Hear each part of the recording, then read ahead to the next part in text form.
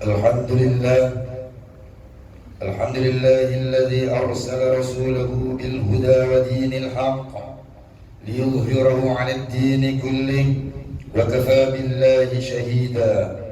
أشهد أن لا إله إلا الله وحده لا شريك له، وأشهد أن محمدا عبده ورسوله. اللهم صل وسلم على سيدنا محمد وعلى آله وأصحابه والتابعين لهم بإحسان إلى يوم الدين. أما بعد، فيا عباد الله اتقوا الله، أوصيكم وإياي بتقوى الله، فقد فاز المتقون. Sidang Jumaat yang dirahmati Allah, marilah kita tingkatkan ketakwaan kita ke hadrat Allah Subhanahu wa Ta'ala dengan melaksanakan segala perintahnya, tinggalkan semua larangannya, dan mengikhlaskan setiap amal. Semoga kita mendapat taufik dan hidayah, serta diperkukuhkan iman, mengabdikan diri semata-mata kepada Allah yang Maha Esa. Mimbar Jumaat hari ini akan membicarakan khutbah bertajuk Takutlah Azab Neraka. Ma'asyiral muslimin, neraka ialah tempat menjalani hukuman yang disediakan kepada manusia dan jin yang mengingkari suruhan dan larangan Allah Subhanahu wa Ta'ala. Neraka digambarkan dengan siksaan yang sangat berat, berbentuk api yang menyala-nyala dengan kepanasan yang tidak terhingga, disertai minuman dan makanan yang menyiksa. Gambaran neraka yang sangat menggerunkan bertujuan supaya manusia merasa takut dengan siksaan Allah, lalu insaf, tidak melakukan syirik, segera bertaubat, senantiasa melakukan amal saleh, kembali menyembah Allah yang Esa, menghayati kalimah La ilaha illallah.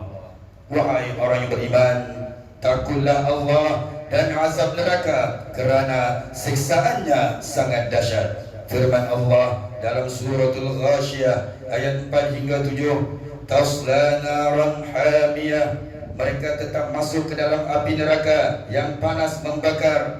Tusqa min ainin aniyah, mereka diberi minum dari sumber mata air yang mendidih. Laisa lahum ta'amun illa min dhari', la yusminu wa la yughni min ju'.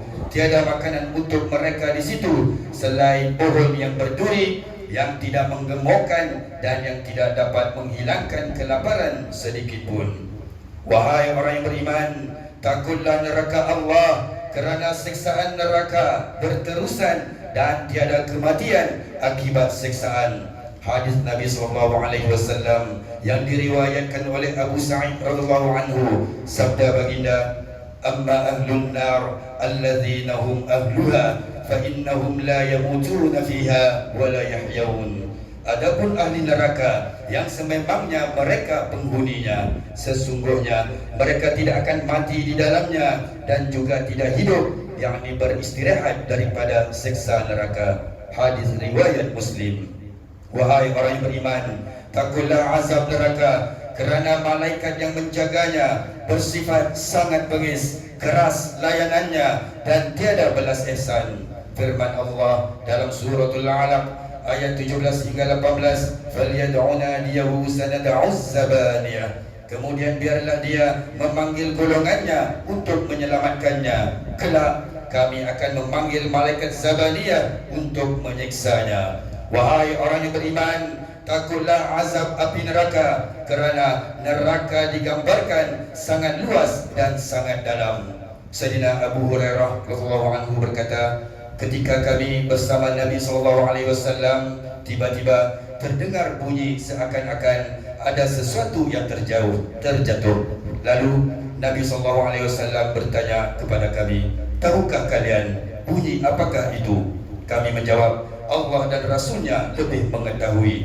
Lalu baginda bersabda, itu ialah batu yang dilemparkan ke dalam neraka sejak 70 tahun dahulu dan sekarang baru sampai ke dasarnya. Hadis riwayat Muslim. Hadirin muslimin yang dikasihi Allah, siapakah golongan yang diancam neraka Allah? Yang pertama, golongan kafir, munafik dan musyrik.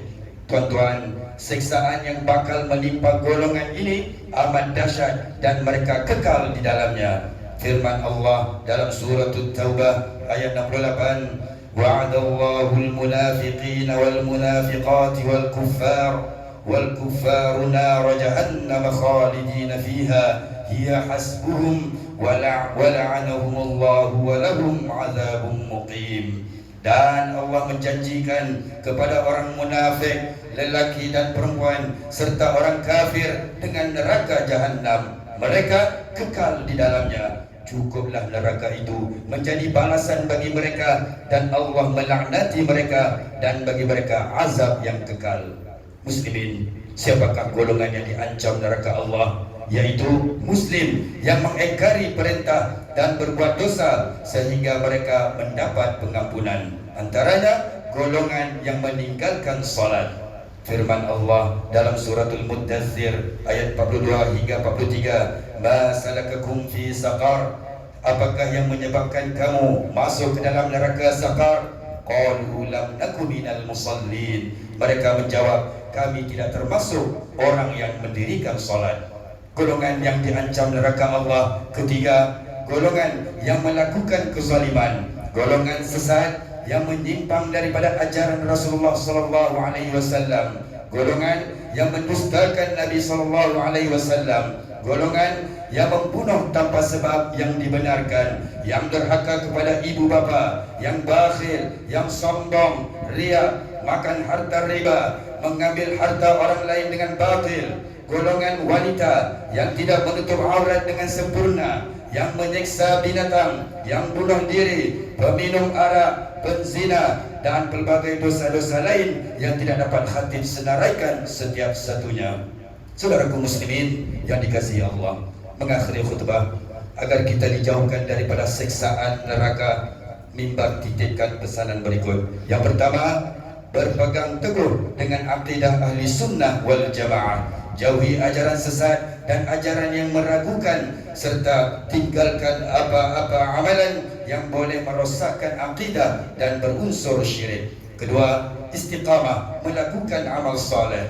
Banyakkan beristighfar dan bertaubat dengan taubat nasuha, yaitu memohon ampun dan terus meninggalkan perbuatan dosa berkaitan sehingga bertemu ajal. Tiga, tinggalkan maksiat dan jauhi dosa-dosa kecil dan dosa besar yang membinasakan diri di dunia dan akhirat. Jangan ambil ringan dosa kecil dengan berterusan melakukannya tanpa rasa bersalah. Berpandukan hadis Rasulullah SAW menurut Ibnu Qudamah, dosa kecil akan berubah menjadi dosa besar apabila dilakukan secara berterusan. Maksudnya, tidak ada dosa kecil apabila terus dikerjakan, dan tidak ada dosa besar selagi dimohon keampunan. Hadis riwayat Ad-Dailami. 4. Tidak mengambil hak orang lain secara batil. Bersegeralah bertaubat tuan-tuan dan memohon maaf kepada pihak yang telah kita ambil harta darinya secara batil. Rasulullah SAW bersabda yang bermaksud, barang siapa yang mengambil hak orang lain walau hanya sejengkal tanah, maka akan dikalungkan ke lehernya pada hari kiamat nanti seberat 7 lapis bumi. Hadis riwayat Bukhari wa Muslim.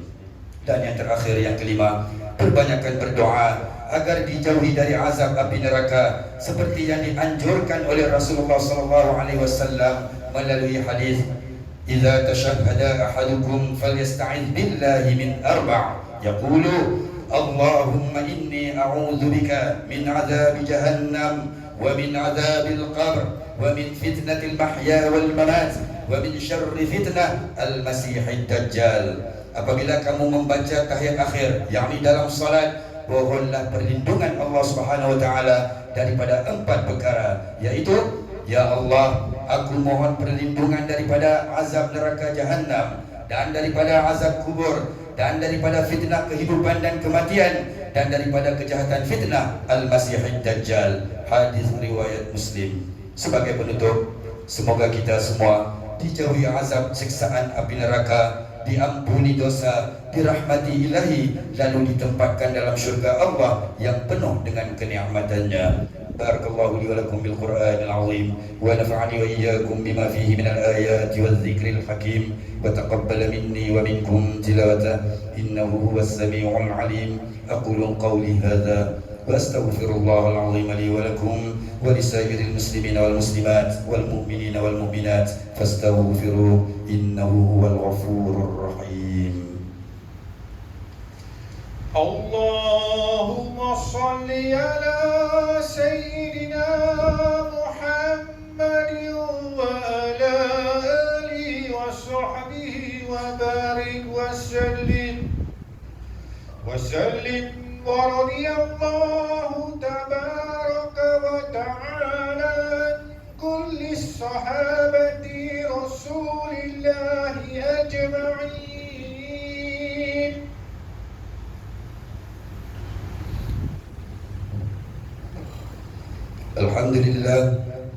الحمد لله على آلائه وإحسانه والشكر له على توفيقه وامتنانه وأشهد أن لا إله إلا الله وحده لا شريك له تعظيما لشأنه وأشهد أن محمدا عبده ورسوله داعيا إلى رضوانه صلى الله وسلم على سيدنا محمد وعلى آله وصحبه عدد خلقه ورضا نفسه وزنة عرشه ومداد كلماته. أما بعد فيا عباد الله اتقوا الله تعالى ربكم حق تقاته واعملوا بطاعته ومرضاته ثم اعلموا أن الله سبحانه وتعالى أمركم بأمر بدأ فيه بنفسه فقال عليما حكيما إن الله وملائكته يصلون على النبي يا أيها الذين آمنوا صلوا عليه وسلموا تسليما. اللهم صل وسلم على عبدك ورسولك محمد البشير النذير والسراج المنير وارض اللهم عن آله وصحابته أجمعين وعن التابعين ومن تبعهم بإحسان إلى يوم الدين وعنا معهم بعفوك وكرمك وإحسانك يا أرحم الراحمين. اللهم اغفر للمسلمين والمسلمات والمؤمنين والمؤمنات الأحياء منهم والأموات. اللهم آمنا في أوطاننا وأصلح واحفظ أئمتنا وعلماءنا ووزراءنا وولاة أمورنا. اللهم أعز الإسلام والمسلمين ودمر أعداءك أعداء الدين وانصر من نصر الدين واخذل من خذل المسلمين وأعل كلمتك إلى يوم الدين. اللهم انصر إخواننا المسلمين والمجاهدين والمستضعفين في فلسطين وفي كل مكان. اللهم ثبت إيمانهم وأنزل السكينة في قلوبهم ووحد صفوفهم. اللهم إنا نعوذ بك من البرص والجنون والجذام ومن سيء الأسقام. اللهم وفقهم لما فيه عز دينك ونصر شريعتك. اللهم اجعلهم هداة مهتدين صالحين مصلحين واشمل اللهم بعنايتك وتوفيقك على صاحب الجلالة kepada duli yang maha mulia Seri Paduka Baginda yang di-Pertuan Agong Sultan Ibrahim dan kepada duli yang maha mulia Seri Paduka Baginda Raja Permaisuri Agung Raja Zari Sufya wa kadzalika sahibil fakhama Tuan yang terutama Tun Datuk Seri Utama Ahmad Fuzi bin Haji Abdul Razak yang di-Pertuan Negeri Pulau Pinang. Allahumma dafa'anna al-bala wal waba wal ghala wal riya wal riba wal zina wal zalazil wal mihana wa su'al fitan ma dhahara minha wa ma batan عن بلدنا هذا خاصة وعن سائر بلاد المسلمين عامة يا رب العالمين. ربنا آتنا في الدنيا حسنة وفي الآخرة حسنة وقنا عذاب النار.